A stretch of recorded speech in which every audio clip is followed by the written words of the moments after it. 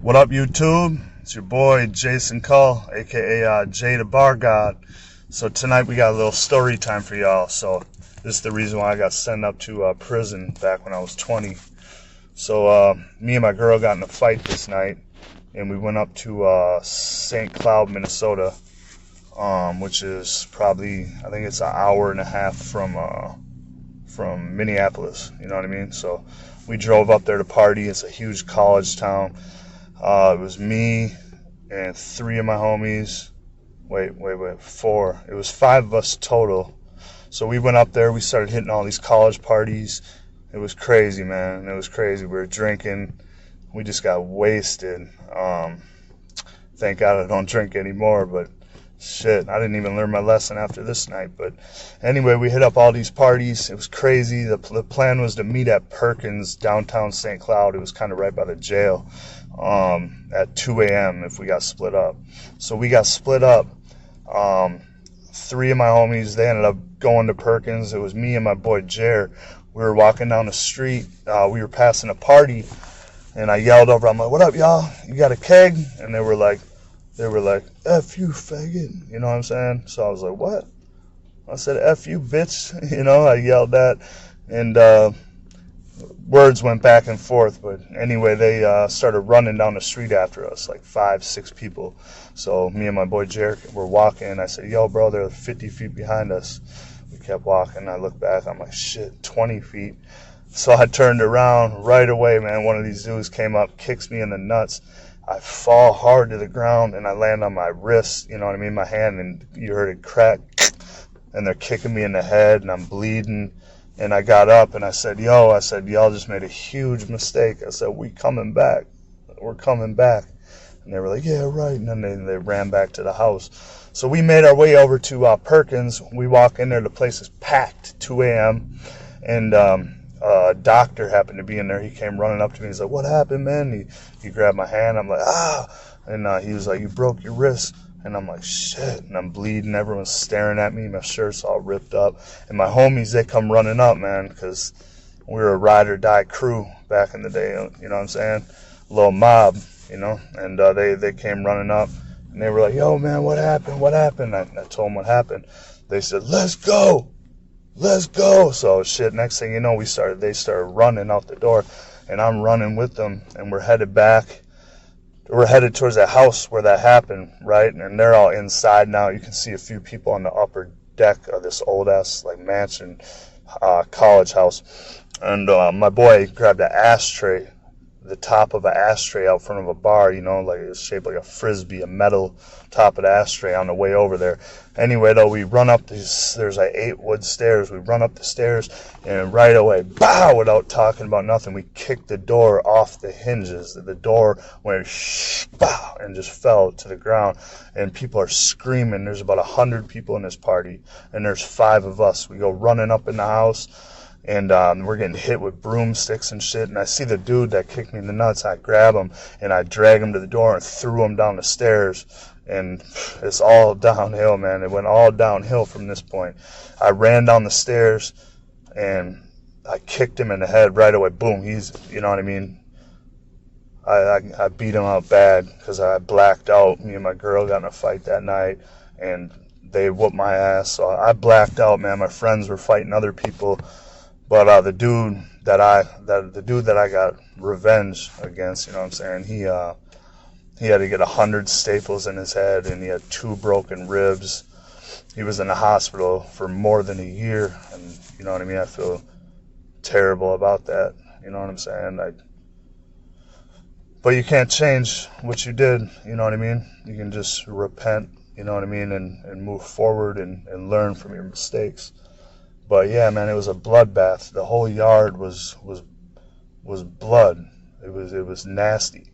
My white shirt was pure blood, front and back. Blood everywhere. I had it in my mouth, in my eyeballs. It was a straight bloodbath, and we came out on top. We beat up 10 people. There was people laid out all over the yard. You know, we're scrappers, so it was crazy, man. My boy Jer, he threw that ashtray thing like a frisbee, like some kung fu master. He go, wah! Whipped that frisbee and it stuck in the dude's head. One of the dudes, a different dude, stuck it in his head, and his head split open. I've never in my life seen anything like that. It was crazy, man. So the people are yelling, "We called the police. They're on the way." And then these two college football players come walking up. They're about 6'5". They play for St. Cloud, I'm guessing. You know, they came up and they're like, what the hell y'all doing?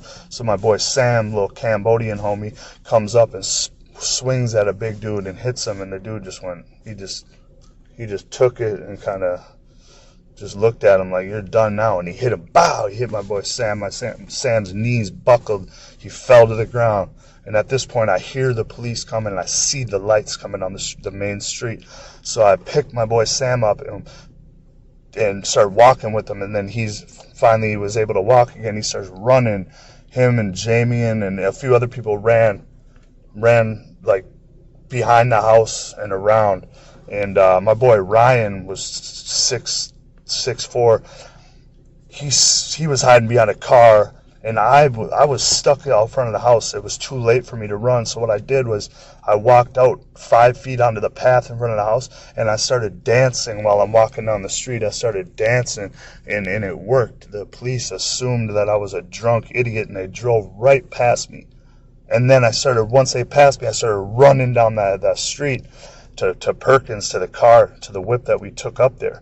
So we get there, everyone's at the car, but my boy Ryan, I guess he stood up behind the car. He's too tall. He didn't realize that his head was sticking way up, and right away they arrested him. So we come driving by the scene, and we see Ryan handcuffed, getting dragged out to the car, the police car. We all dip right past the scene. We get all the way home. When we get home, I threw my shirt and stuff in the washer.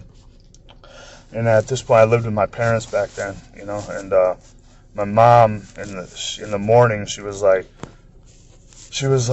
"What the hell was on your shirt?" And even though the whole shirt was blood with not a speck of white, I said it was ketchup, you know. It's a dumbass answer, you know. She's looked at me like, wow, you know what I mean. And then next thing you know, the police called. She said that the police called and they were looking for me. And then there was an ad in the paper. It said 1 suspect caught in this robbery, home invasion, blah, blah, blah, assault, and 4 still at large. And when I seen that still at large, I was like, oh, shit. I was like, we screwed up. Even though they beat my ass and shit, that don't matter because we retaliated. We went back to the crib, and that's where we made the mistake, by going back. And my homie, he snitched, you know what I'm saying? And he snitched, you know, we were young. He got scared, man, because the charges were 1st-degree assault, 2nd-degree assault with a weapon, 3rd-degree assault because he was hospitalized, and then 1st-degree burglary for kicking the door down and going in the house and committing a crime while people are there, and 2nd-degree assault burglary. So we're looking at a life sentence, you know what I mean? So it was crazy. We all had to lawyer up and fought this case for a while. It was my first offense. So luckily I got a year and a day. You know, I served 9 months up there in St. Cloud. And yeah, it was crazy, man. They in the courtroom, they were like, these fools they're a mob, they're dangerous, they need to be off the streets. They were like, we got to give them 10 years minimum, and we fought it. Luckily, I got that cap, year and a day cap, where it couldn't go above because my lawyer was bomb, man. He hooked me up, you know what I'm saying? He hooked me up, but yeah, it was crazy, man. I got a million stories when I was locked up too.